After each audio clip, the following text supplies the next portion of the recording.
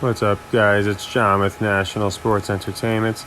And I figured, since it's the beginning of the season, and we did it with football, obviously, it was a quarter of the way through because we didn't start in the beginning. But I would figure it'd be smart to do basically a narrative of the NBA season and what I see playing out. Obviously, we haven't even seen some of these teams' first games, so with some of them it's going to be difficult, but I do think that they've set up narratives already. The first one I want to get to, just because I know a lot of people like futures, and this would be the time to lock in any futures outside of the 4 teams that we're playing already. And I've been saying for a while, I really think that they're going to give Dame a really nice run this year. So for the Portland Trailblazers, for some reason they're not in here. Oh, there. I love the over on 39.5. I'll probably, I don't know. I think during the season it updates, so I'm sure I can add to this. I'm not going to make it for a ton. I'm probably going to just wind up adding later because I don't want to take money from our sequence, but let's just do $25. This to me is a team that's definitely going back to the playoffs. They drafted Shadon Sharp, and he's just the most pushable rookie that I've seen in a long time. He's got a lot of mystique behind him, and I think he's going to do very well. And we want to just go into other teams, so people that are being pushed. You see the Knicks at 38.5. They just got Jalen Brunson, so he's probably going to be an all-star this year. So a lot of prop bets on him would work. The Pelicans, I think, will have a great idea tonight. They play Brooklyn. To me, they are a perfect team to push. They have 5 young players that are all really good in their position. So on paper, they work. It all depends on the market. You see they have Minnesota pretty high here, so you can kind of just go by the Vegas's over-under on the wins, where the teams. Now, it doesn't mean every team's going to finish where they say, but it's a pretty good estimate. Now, you see they have the Grizzlies at 49 wins, and they might finish with even more than that. And the reason for that is Ja Morant, of course. He's a big draw.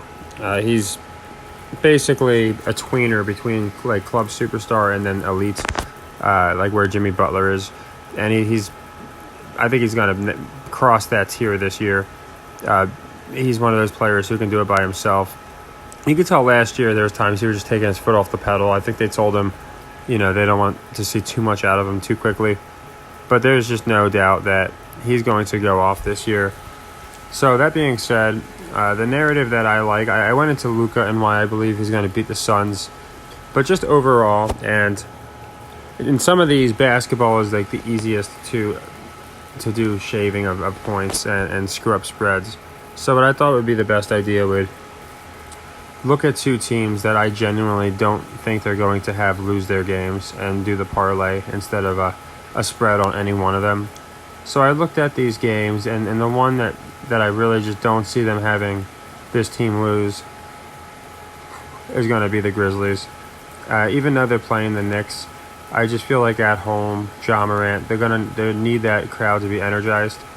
To me, it just wouldn't make sense to have them lose that game. And then another one I like is right here, the Atlanta Hawks. Trae Young is, he's more of a hometown hero kind of guy. He always does really good in games that don't really matter. So again, while I wouldn't want to take this 10-point spread because they could shave the heck out of it, they're not going to have Atlanta, who just picked up another all-star too, lose this game. I just don't see it happening. Same with the Memphis Grizzlies here. And the other one, and I'm not going to pick this one, but I think these are interchangeable. So if you don't want to take the Grizzlies, instead you want to take, I think, Denver, even in Utah. That might be a reasonable way to explain the 7.5-point spread, but it's not enough for them to explain a Denver Nuggets loss. For the simple reason, Jokic, who's been pushed as a 2-time MVP, is now going up against a Rudy Gobert-less Jazz. And you better believe that's going to be the narrative for the entire game. This is what happens when you don't have Rudy Gobert on defense. So they're going to set that up, of course, so Joker can have an amazing game. And they can point out how great Rudy Gobert is, who will probably do really good against the Thunder. So that's just who I have. And yeah, the Thunder don't even have their rookie. I knew he was going to get hurt, rigged or not rigged. That guy's like 7'2" and weighs less than Steph Curry. But yeah, I like Grizzlies, Hawks, and like I said, if I were to change one, it would be I would go Hawks, Nuggets, for the simple fact at home I really don't see the Hawks losing. They're one of those teams that gets pushed hard at home, just because Trae Young, again, he's a hometown hero, and with Ja, they got some nice rookies. The Grizzlies are a team where I think the Knicks don't win at home, or Knicks don't win their first game, but then they probably go home and they win. So obviously we might not be getting the best odds here because we're picking favorites. But since the Grizzlies aren't an overwhelming favorite, it's not going to be too crazy. So this one I'm not doing anything nuts. I'm just doing it to win about $20. So it'll be about $22. I should go closer to 25, I guess. And that'll be fine. To win 21-36.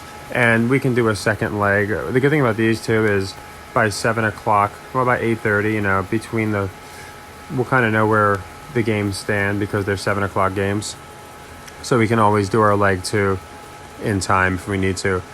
But I just wanted to get a few picks that I have today out. That way, it's the early beginning of the season, so I can't really go with the against the spread metrics or anything like that. I just wanted to get out what I believe is going to happen, and I believe that the Knicks they'll do well. They're going to look good, but they're definitely going to have Ja get his win at home as they are with Trae Young, and I think they do the same even though they're not at home. I think Denver looks very strong just because they need Joker to look strong, and without Rudy Gobert, it's the perfect excuse to explain why this guy's going to have 50 points and 28 rebounds.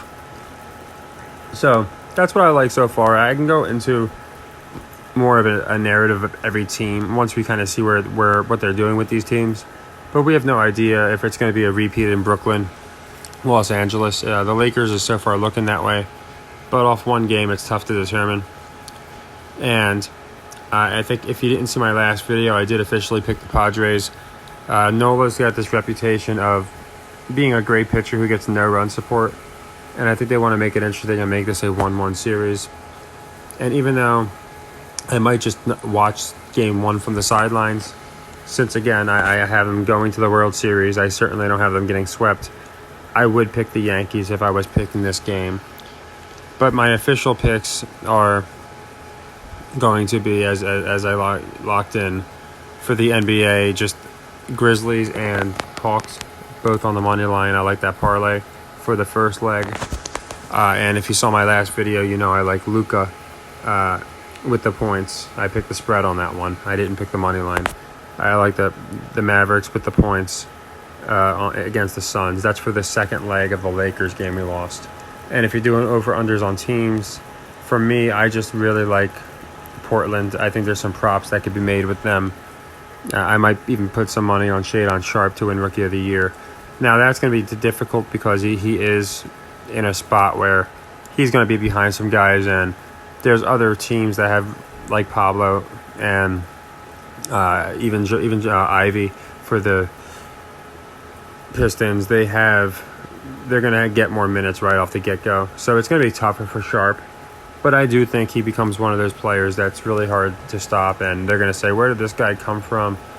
He has so much mystique behind him, and I don't think it's an accident. So I really just wanted to point out that I think the Blazers are going to be the sleeper this year. I think that 39.5 is extremely low. I think they easily meet that number. If I'm picking underdogs, I would pick them tonight. I might even think about it. I might lock them in. And my official ones that I really like because of the narrative and because I think they need to get off to good starts at home is the Grizzlies money line mixed with the Atlanta Hawks. So take care, everybody. Happy earnings. And we can go into more of the narratives. But, of course, we have to see what these talking heads are saying first. So I'll talk to you guys soon.